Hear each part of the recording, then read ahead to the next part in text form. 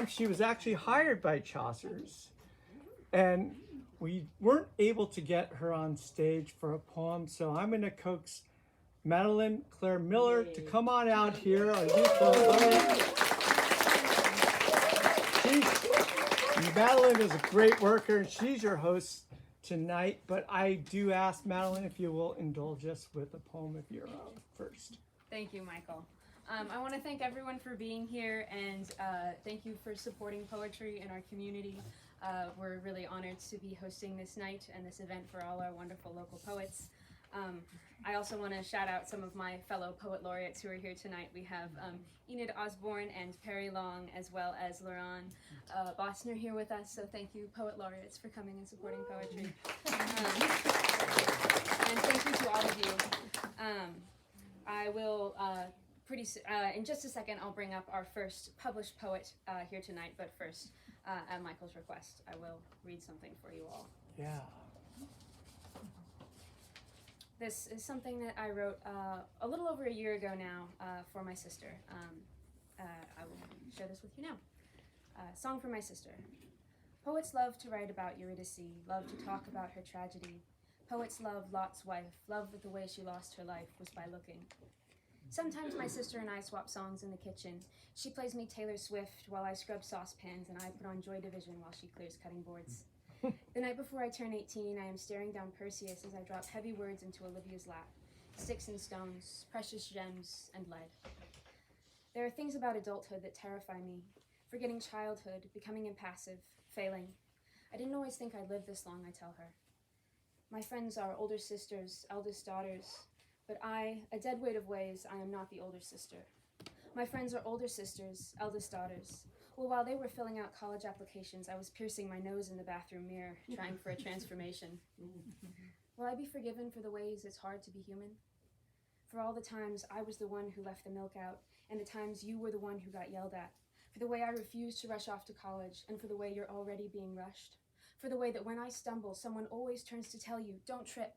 And for the way that when I fall, bumbling, breaking, Barney, unbearably self-obsessed, I land in your bed crying. When I fall asleep on the floor in my jeans, sometimes I dream of pirate ships, sometimes I dream of drowning. You wait in and find me, lost inside myself. I was standing in the kitchen sink, blasting Lou Reed, bouncing out of my body, trying to tell you where all my love comes from. And you shouted back to me, I see you and I hear you, but I do not understand. You must know what the gods knew back then in their strange mercy. I watch you from across the kitchen table. You have already forgiven me for so much I can hardly stand it. But there's no way to tell you this. So when you slide me the butter dish, all I say is thank you. Yay!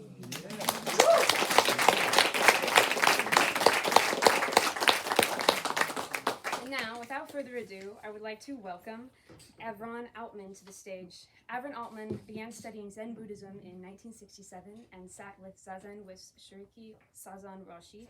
Please forgive me for the pronunciation of the names.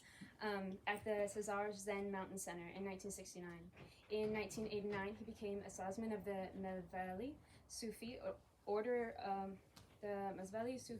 under the guidance of Sheikh Solmandi and Sheikh Jaldin Loras. Avrom has taught over 150 seminars and retreats based on the Juridifi work and is one of the Juridifi Heritage Society Board of Directors.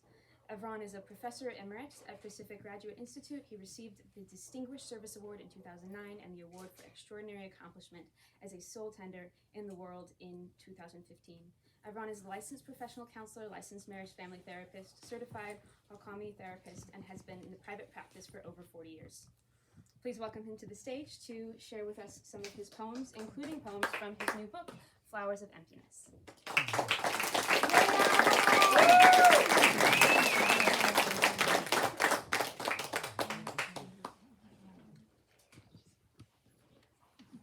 Lovely. I want to start by thanking Madeline. Where did she go? For hosting, thank you. And Michael, a stellar events coordinator, thank you very much. And Chaucer's. For hosting this, for making this possible, but also for this cathedral of creativity. Just look around you, it's quite amazing. And I'm not sure she's here, I don't think she is, but also Chris Yost and Sun Gold Editions for publishing my book. I'm very appreciative. So my book is about haiku, and it's also a book of haiku. The first section of the book is titled The Nature of Haiku. It's a swift journey through the historical and contemporary development and perspectives regarding haiku. I'll read a bit from this section now and then again in a moment.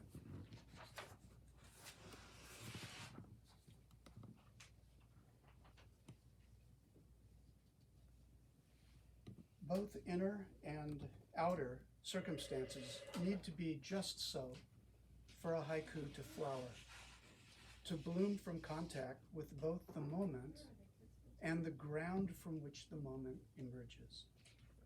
In chapter 43 of his seminal work, Shobogenzo, Dogen interpreted the Japanese kanji. It's like a symbol. It's a part of the language, but it looks like Chinese. I don't know if you're familiar with either Japanese or Chinese. I'm not that familiar, but they're beautiful to look at and hard to understand. The kanji is kuge, and it is translated as flowers of emptiness, meaning both an enlightened state and that all things in the world are the cosmic flowering of emptiness. Haiku resonate with the energy of the liminal, as form arises from emptiness, and emptiness permeates all form. In Haiku and Zen, the Bodhisattva of forgiveness, Brian Tasker wrote that the Japanese term yugen might be described, this is the quote, might be described as something that moves us deeply without our knowing why. This lovely gathering includes some hearts that are dear to me, so I'll read some haiku reflecting elements of our gathering here together tonight. For Rachel, and our 50 years so far, and what's ahead. Page 17. We sip shared air in the winter of our lives, breathing the unknown.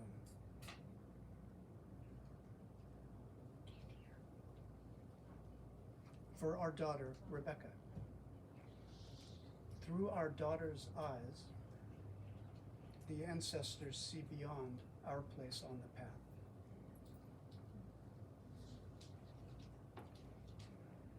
And for those I sat with as life left their body,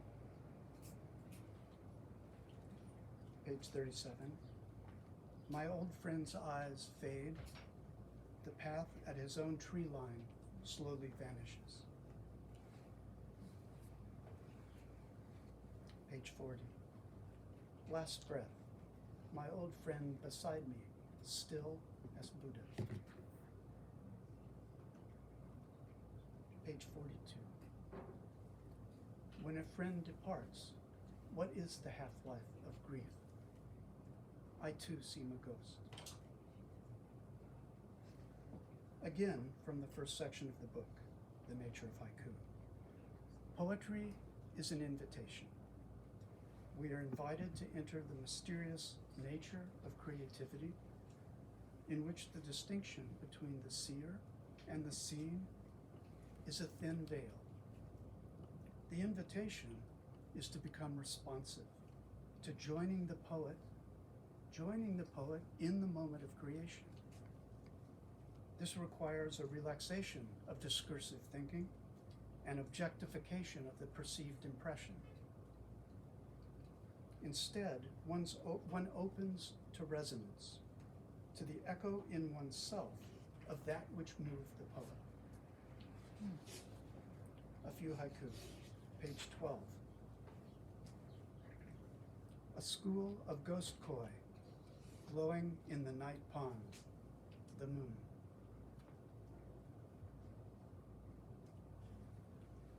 Page 63, sitting on the sill, neither inside nor outside, sweeping thoughts like dust.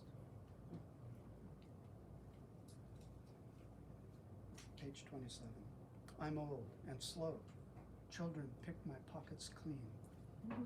Soon birds will my bones. Mm.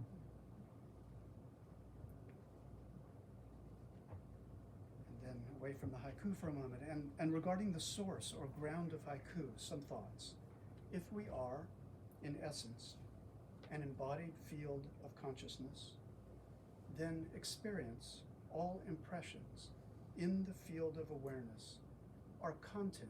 They are the content in that field and have the potential to be mirrored in the poet's and the reader's psyche, in the mirror of reflexivity of the poet and of the reader, experiencing in the moment immediacy and awareness itself, an illumination. Psyche lit by reflection and transmission of emergent illumination. Page 14. Sitting by the spring, Zafu, round as silence, mind, sound as light. Page 73. Awareness, out of blood and breath, out of itself. Again from the first section of the book. The reader is invited to be receptive to their own intuition and emergent presence as essential co-occurring components of the revealed. This gives you, the reader, but here you, the listener, the opportunity to re-author the haiku in an instant Henderson referred to as illumination. Japanese haiku poet Kato Ikuya called this an asphyxial condition of being moved. Page 45. Spring blossoms falling. I wear time as a smile, petals as a robe. Spring blossoms falling. I wear time as a smile, petals as a robe. Page 75. Here, then swept away, this illuminated dust that is briefly us. Thank you.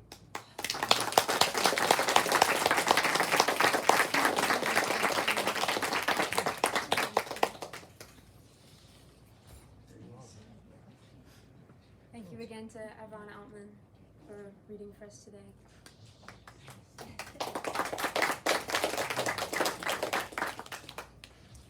Next up, I would like to welcome M.L. Brown, who is the author of Call It Mist, winner of the 3 Mile Harbor Book Prize, and Drought, winner of the Claudia Emerson Chapbook Award. Tonight we'll have her reading from Blue Will Rise Over Yellow, which is an international anthology for Ukraine, edited by John Bradley. Proceeds from the sale of the anthology are going to go to support Ukrainian refugees displaced by the Russian invasion, for the name of an organization. But the book is going to go to a wonderful cause that her and her fellow writers have created this book to support. So we want to thank you and bring M.L. Brown to the stage. Woo!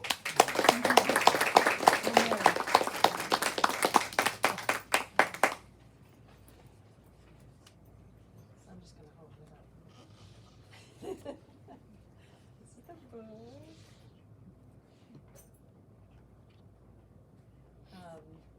Thank you, Chaucer's, Michael, Madeline, and all of you for, coming into joining the home stretch of Poetry Month. So we're almost over. Can you speak up? Which is maybe a good thing, maybe not. So I'm going to read 4 poems, and 2 of them are going to be mine, and 2 of them will be from other poets in the book.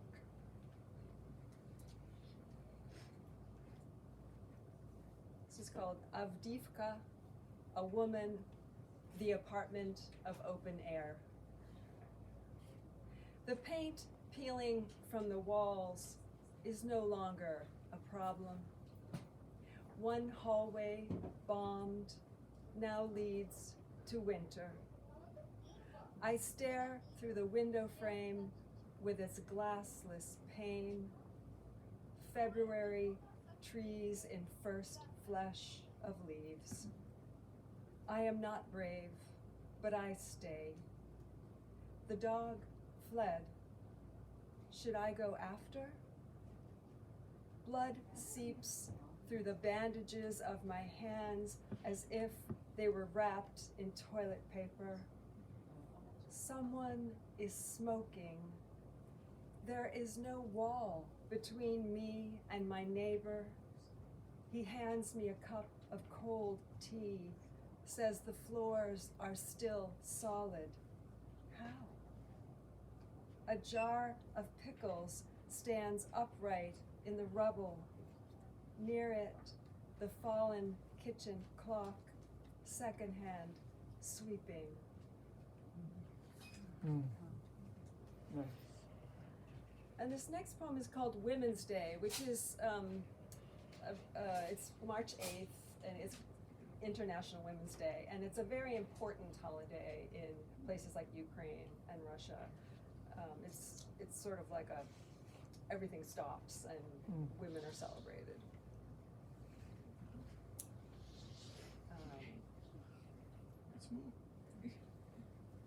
Women's Day. On a day in March that wanted to be spring, the earth said, "Get away from me." In Kyiv, men picked odd numbers of snowdrops for their sweethearts, but the sweethearts had all fled. On a day in March in Moscow, the street said, "Get off of me. Your rubles are worthless. Go find the truth. Go." On a day in March that was Irpin in rubble, a mother lay covered in blood and dust. The earth said, "Come into me. Here, here, you are mine."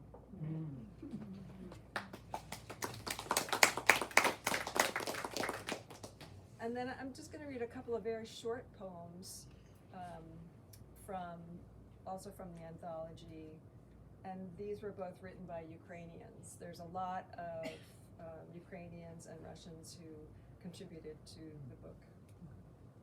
And what I find sort of interesting and amusing about these particular poems, and some of the other ones in the book, is that they were written in Ukrainian, translated into Russian, and then translated into English. So who knows what the original is? Right. So this first one is by a poet who's born in Crimea and now lives in Kyiv, Igor Mitrov. The crescent moon hides. The crescent moon hides into the celestial trench. The sentry draws a circle in the air with the barrel of his AK-47. Nearby, the devil gets the fuck beaten out of him. How quiet as a tank is the Ukrainian night. I think some of these have sort of a haiku-ish. Yes. And this next one is by a poet named, a very young poet, he's about 20, Vitaly Bilazir. Sorry if I'm not pronouncing it correctly. And again, this was written in Ukrainian, translated into Russian, and then into English. When bullets flew across the garden. When bullets flew across the garden, they swung 2 branches aside, flew past our very hearts, and hit 2 birds, which fell to the ground as white flowers. How can I not love you? Thank you.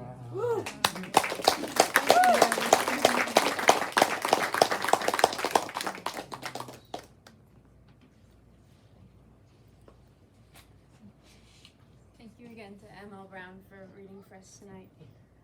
Next up, we're going to have Christopher Buckley, who is the editor of Naming the Lost, The Fresno Poets, Interviews and Essays, Stephen F. Austin State University Press, 2021. He's published 27 books of poetry and is the recipient of the this is in German, sorry, Guggenheim Fellowship, a Fulbright Award, and 2 NEA grants in poetry. His most recent book is One Sky to the Next, winner of the Longleaf Press Book Prize 2023. Thank you so much to Christopher Buckley. Please welcome to the stage.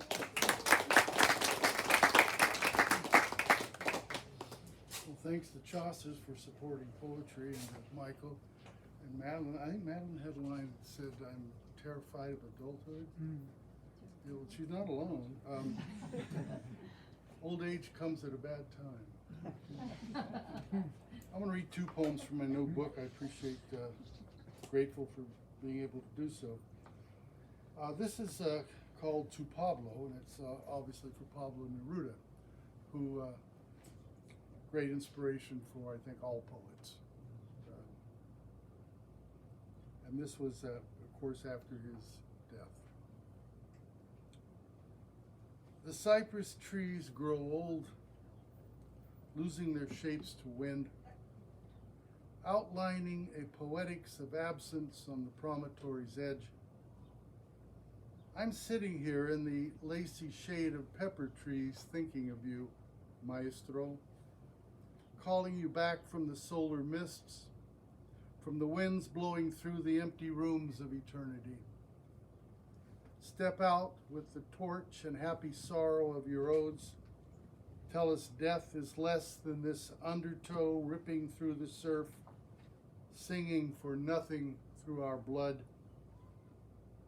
Give us a grito to chase the politicos over the cliff, a song to repair each torn ligament of desire, the stitch in the side of hope. Give us seafoam, crusts of sunlight, anything to follow past the whitecaps, the useless irony of every appeal. No one's fooled when we lose one comrade after another and have to calculate the sorrow of empty sidewalks, chairs outside the cafe, the death of daylilies, roses. So if we praise our shoes, shine gloriously for a Sunday stroll, or the 2 tomato plants we raise each spring, if we proclaim the dish towel the happy flag of our republic, even these scraps of joy slip away through the blue leaves of evening, the light dying out across the shore, inside of which the soul spins down and is gone, like the air-sealed kiss of salt in spindrift above the sea. Yes.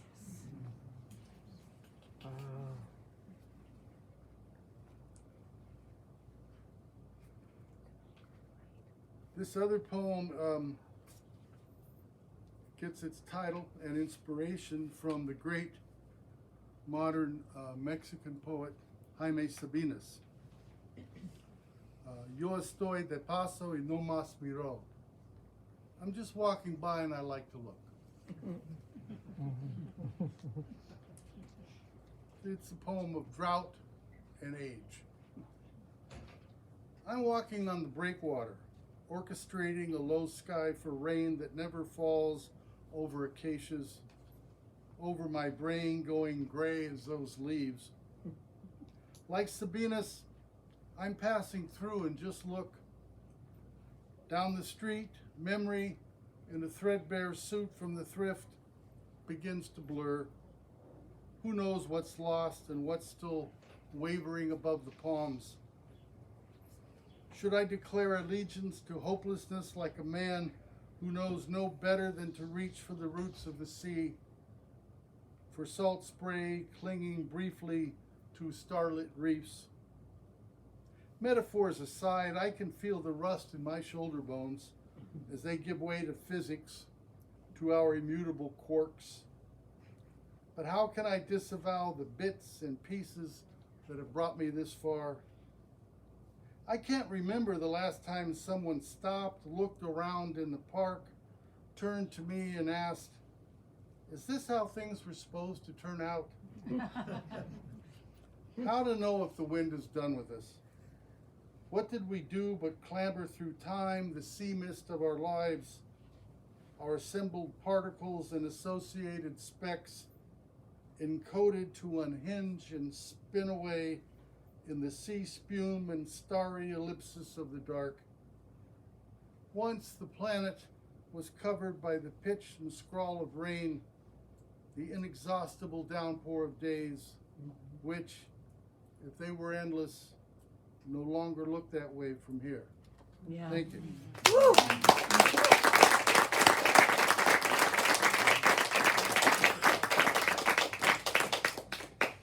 Thank you again to Christopher Buckley for reading for us tonight. The next poet we have on our docket is Emily Lord-Kambitsch, who was not able to join us tonight, but I will read some of her poems that she selected for you all tonight. She is a poet storyteller, a mythologist, and a yogi. Her poetry and short fiction are published in The Dawn Treader, Burn Before Reading, and Espacio Fronterzo, Espace Frontier, Borderland. She teaches courses in Greco-Roman myth, ritual studies, memoir and autobiography, dissertation writing, and theoretical approaches to comparative mythology in the Mythological Studies program at Pacifica Graduate Institute in Santa Barbara, California. All right. These are the poems that she has chosen for you all. Both of these are from her book, Western Yoga, a field report on desertion and deliverance.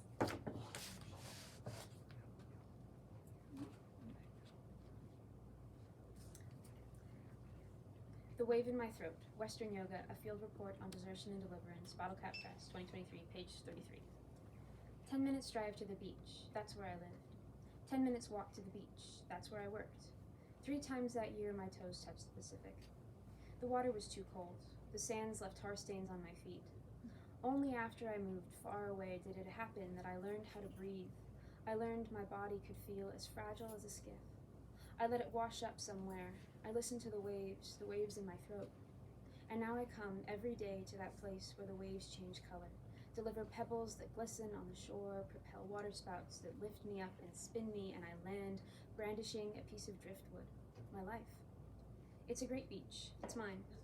And now I come every day because one day I'll move away and I won't be able to ask myself why I didn't go more often. And the next poem that she selected, Prayer for Dadlius in Child's Pose, page 11 of her book. Your son died free, and you trace schematics in instant coffee crystals on the kitchen table in the morning. And now it's 3 p.m., and you still sit there trying all the same false ends in the maze of yourself. Those same feathers held fast in wax, no prototype for your next flight. What about the parts of you that still sense something?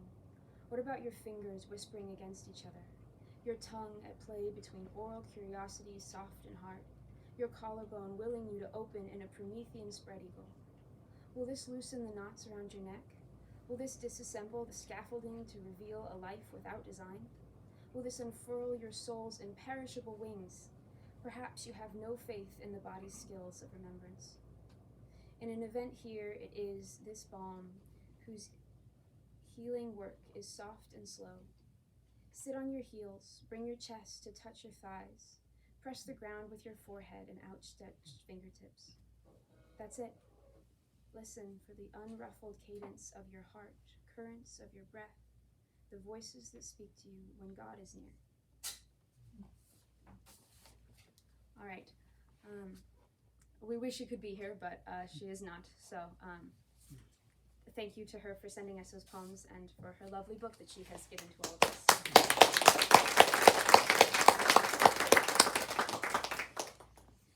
The next poet who is here with us tonight is Christine Penko, who writes poetry, memoir, and book reviews. Her poetry and reviews appear most recently in the journal Salt and in the International Poetry Anthology for Ukraine and Blue Will Rise Over Yellow. Again. And For 20 years, Christine was a poet in residence with California Poets in the Schools, which is a lovely program. Thank you for being here.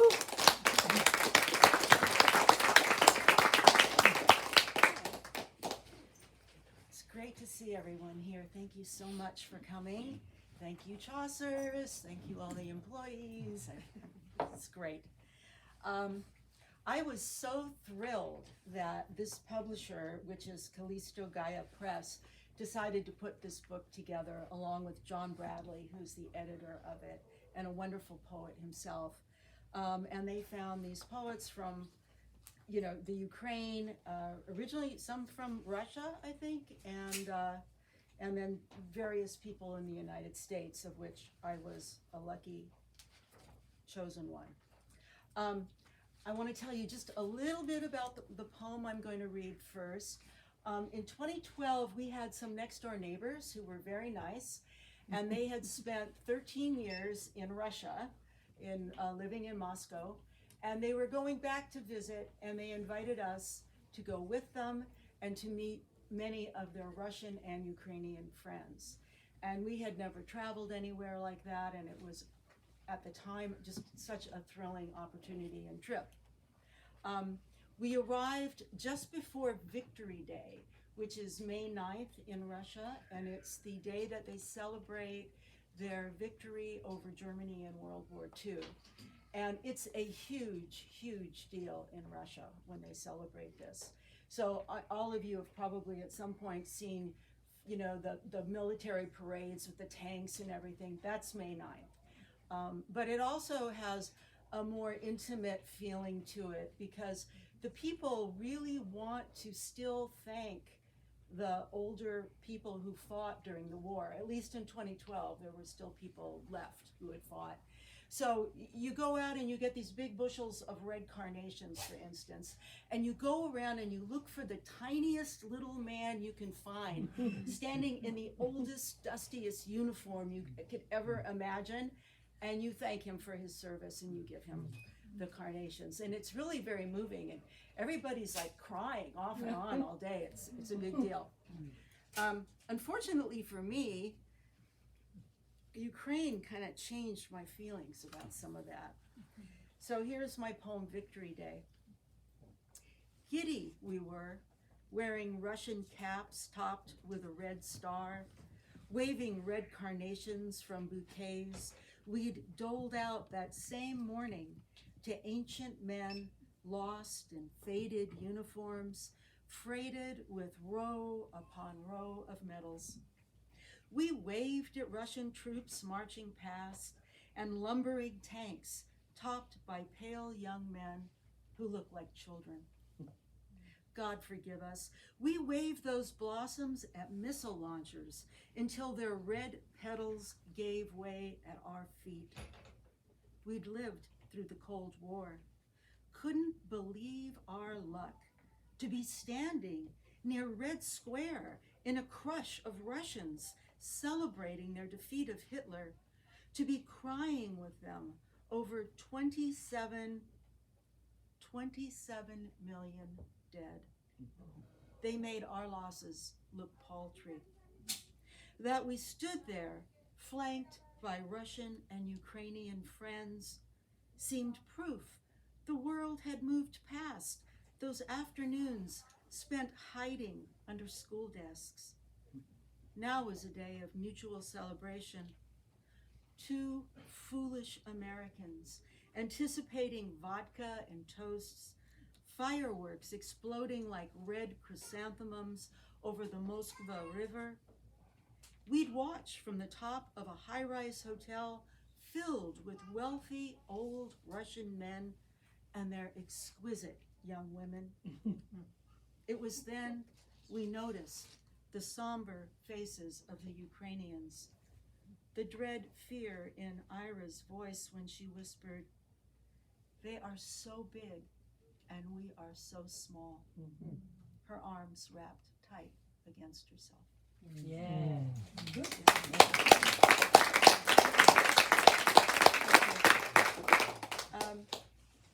She's still there. We hear from her. She's still alive, and her family is still there. So, And then I'm just going to read one more poem, and this is by Kim Stafford. Some of you may have heard him read in Santa Barbara before. He's a wonderful, wonderful poet.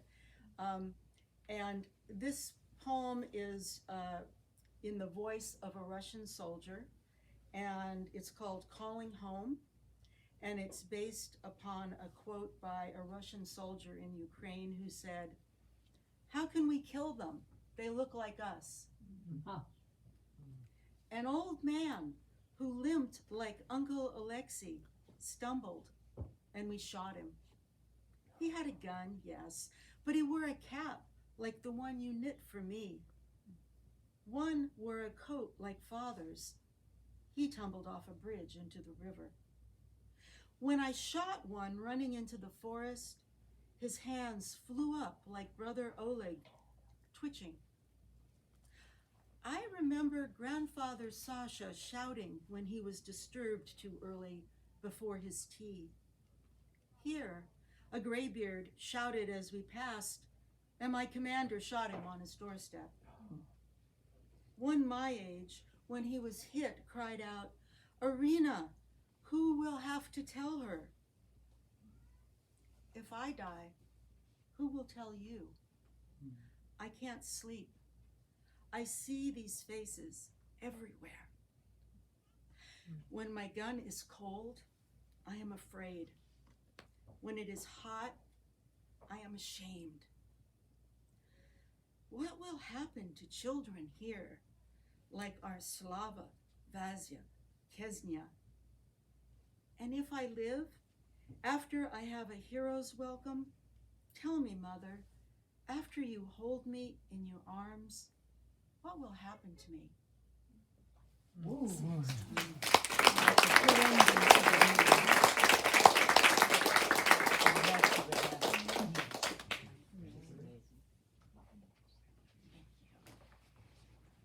Thank you again to Christine Penko for reading for us tonight. And for our final poet for the evening, Daniel Thomas. His first collection, Deep Pockets, won a 2018 Catholic Press Award, and he has published poems in many journals, including Southern Poetry Review, Nimrod Poetry, Ireland Review, Atlanta Review, and others. Drawing from Eastern and Western spiritual traditions, Leaving Base Camp at Dawn is a poetry collection that explores how a long relationship of love is like spiritual practice, and a challenge to live in true care and compassion with those with whom we are closest. This is his book. I'd like to welcome Daniel Thomas to Daniel Thomas. Sorry. I would like to welcome Daniel Thomas with us here to the group.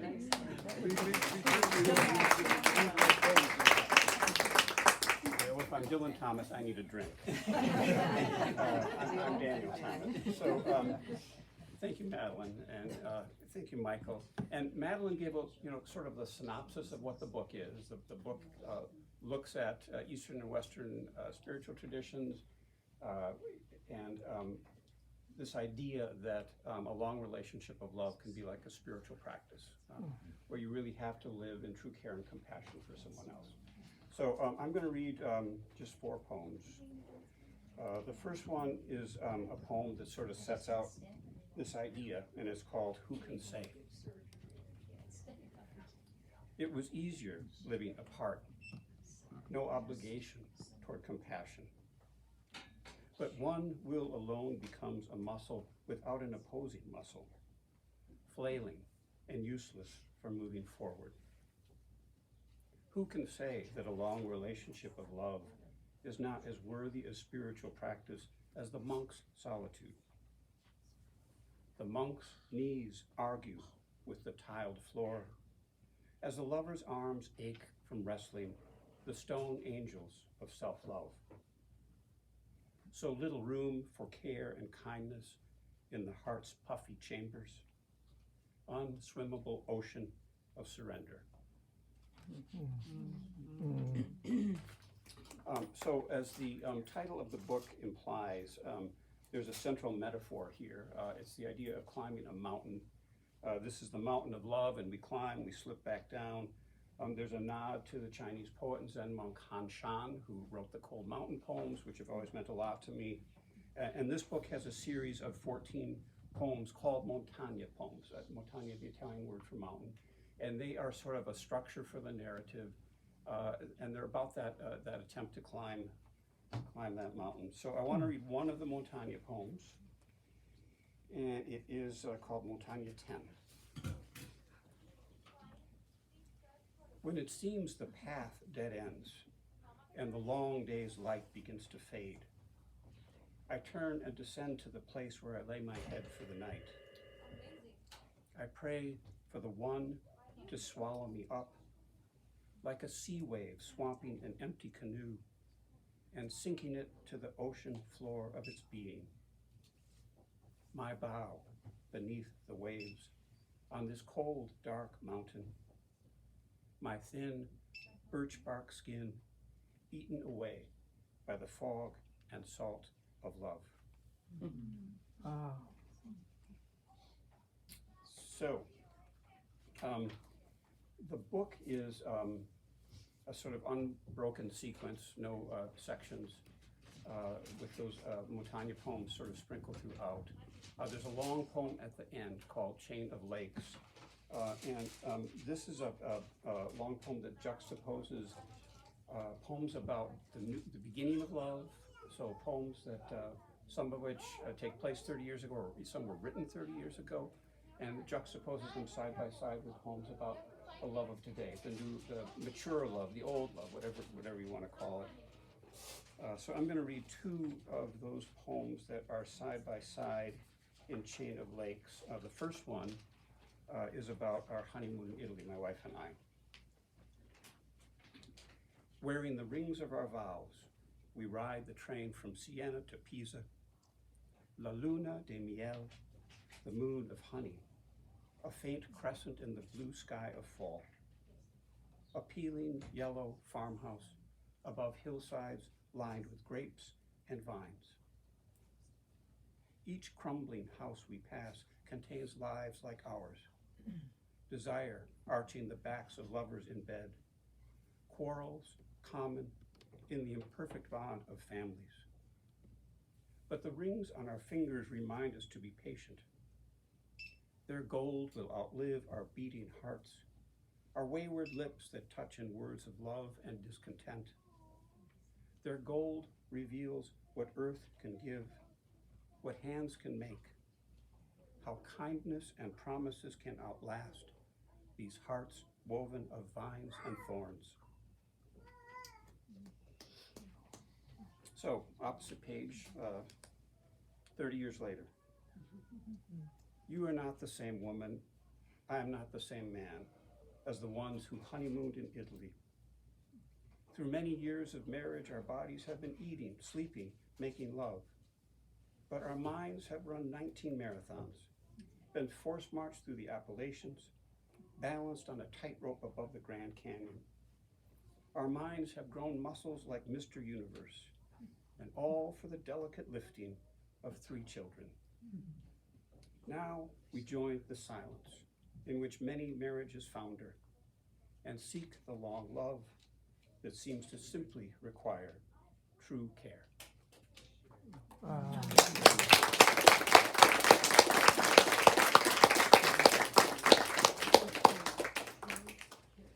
Thank you so much to Daniel Thomas and to all of our wonderful poets who read tonight. I'd like to get everybody up here together for a photo, and then we will release you into the world, and also to buy the poets' books, which we have for sale behind the counter over here to get signed. But before any poets amble off, Come on out. we're here. Would you like this? Just go ahead and stand around there, gather around. If you want to take photos like I do. You can get in there. Do you want to stay? Come on. Okay. 1, 2, ready? 1, 2, 3. Avrom, step in a little closer. You're slightly obscured. 1, 2, 3. Thank you. Thank you everyone for being here tonight. Thank you. Good night.